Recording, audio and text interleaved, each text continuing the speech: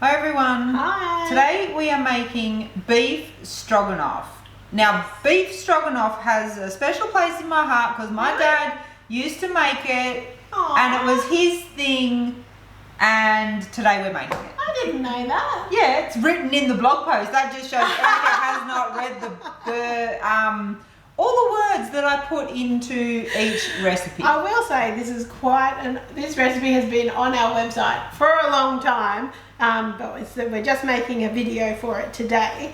It has quite a few ingredients and a couple of more steps than our recipes normally do, but trust me, it's so good. We haven't had it for ages. We haven't, and it's so like rich and decadent. I mean, it's probably not an everyday meal for us, but it is really delicious. It is a little higher in carbs than some of our other recipes, so just keep that in mind because all of these ingredients add up. Yeah, so when you're using things like tomato paste, Worcestershire sauce, even shallots, mushrooms, it all has like small amounts of carbs in it, so it does add up. But we'll go through all of our ingredients that we have here. So we've got some olive oil and some butter just for cooking. We've got some brandy that also has carbs, adds deliciousness as well. We've got some brown mushrooms. Actually, I noticed the recipe said Swiss brown mushrooms. These are Australian brown mushrooms. Wow, there you go. I didn't know we had them. Just want brown. The brown mushrooms have a much nicer flavour. Well, not nicer, but a stronger flavour than the plain button one. So try and get the brown ones. We have got some bone broth here. We're just using this Nutra Organics bone broth powder. You could use your homemade broth or stock, whatever you prefer. We've also got some shallots here diced up. So these are the ones at the supermarket that's like eschalots, French shallots. They're like tiny little onions. They look like little brown onions, but they're small. And they're kind of, to me, a bit like a cross between an onion and garlic. So they're a little bit sweeter, and I really like them in this recipe.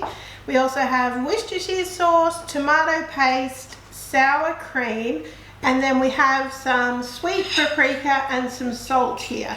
And I'm just going to toss this together, and then we're going to toss our beef in it. So we do have just some diced beef here. It doesn't have to be like an expensive cut of meat because we are going to cook it kind of slowly for a while, so we'll have time to kind of cook down. This is just like a rump steak, I think, that's been diced up.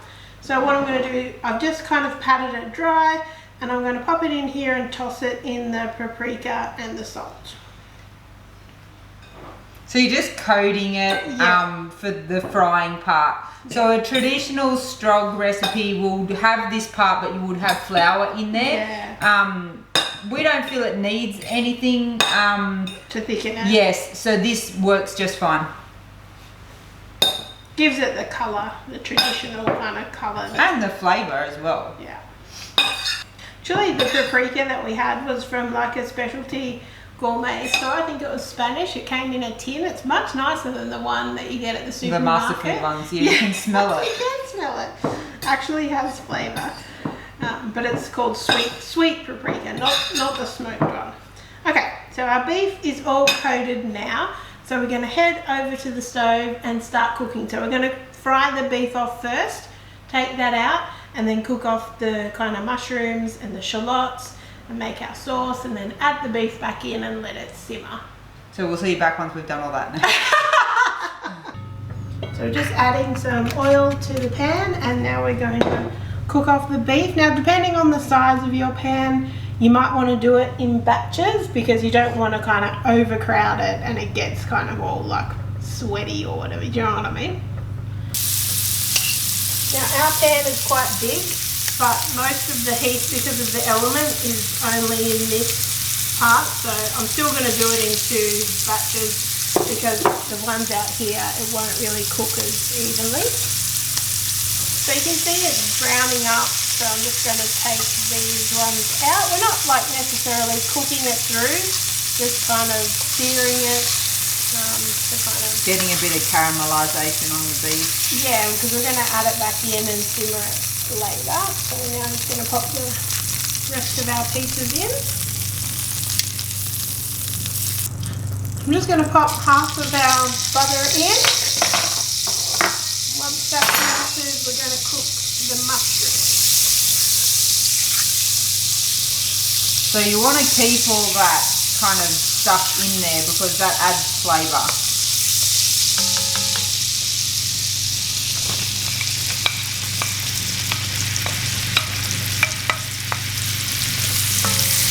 Our mushrooms are looking good, so we're just going to add in the rest of the butter, and then we'll add in our shallots. And we're just going to cook those for a couple of minutes. I always find it amazing how all those kind of dark caramelised bits come up once you keep cooking. That's what makes it yummy. It is smelling so yummy in here. I'm just going to make a little hole in the centre, and I'm going to pop our tomato paste in. And we're just going to cook that off.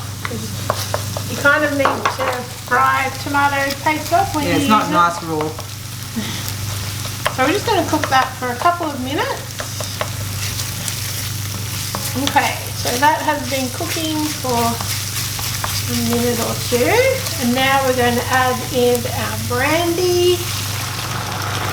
Now you could leave that out, I guess, if you're concerned about it. Or if you have problems with alcohol, you don't have to add it. But it really does add a delicious flavour, and we're just going to cook it now for a few minutes, and that will kind of cook off you can smell the alcohol. Cook off the alcohol. So you're not really consuming the alcohol, but it does add a really nice flavour. Oh, it's looking good already. So we have cooked that for a couple of minutes just to cook off the alcohol, and you can see it's nearly all evaporated.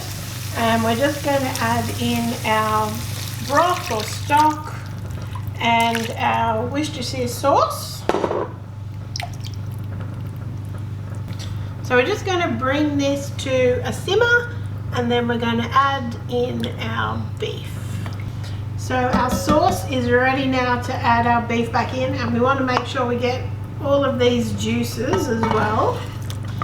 So we're just going to add the beef in, give it a bit of a stir, and then we're just going to leave it to simmer away uncovered for about 30 minutes to an hour until the sauce has kind of reduced a little bit and the beef has cooked down to be beautiful and tender. 1 hour later, and look how much that sauce, it smells amazing in here, but we're just going to take it off the heat now. And we've got, so you can see how it's really reduced down a lot, and our beef is nice and tender. So we're going to add in our sour cream, and you just want to stir this through off the heat.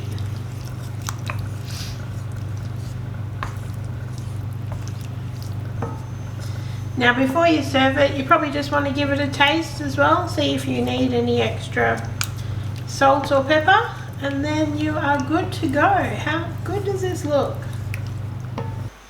Honestly, if you could smell what it smells like in here, it is absolutely amazing. And it surprises me because we cook it down for so long, you don't need to thicken it. No. It's really rich and creamy. It doesn't need a thickening or anything like that. Just be patient with cooking it on the stove. We did it for an hour, and I think that was the perfect amount of time. Yeah, and it's hands off. You don't have to be hovering over it or anything. Yeah, just let it simmer away for We've just been watching YouTube. I'm going to make sure I get a bit of mushroom. This is going to be hot.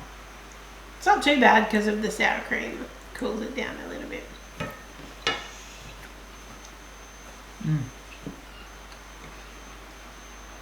The meat's really yum. Is it cooked? Like, is it nice and tender after cooking it's tender. for so long? Yeah. There is so much flavour in this, I can't even describe what's going on in my mouth. There's like the mushroom, the creaminess. Yeah, and then like the tomatoey. The depth of flavour that gets into the meat when you cook it like that is absolutely amazing. This would be really good, I think, if you had people coming over. It's a nice kind, well, it's really like hearty winter warmer type dish, but it's also not something you'd be like, oh, is that keto? Like, yeah, people would not think that it's low and carb. you could serve it with some cauliflower rice or cauliflower mash, or when we used to make it before, you used to make like homemade pasta, so you could serve it with like low carb noodles, like the Slendia kind of soybean noodles. Yeah, they would be delicious. Some with sort it of as well. low carb pasta or zoodles. I mean, whatever you like, or just eat it like this. Could literally just eat this with a spoon. I just think it's not a dish where you go, it's not keto. Like it's just bloody delicious. So hopefully you've enjoyed this video, guys. If you have, please give us a thumbs up. Make sure you subscribe to our channel, and thank you so much for watching. Bye.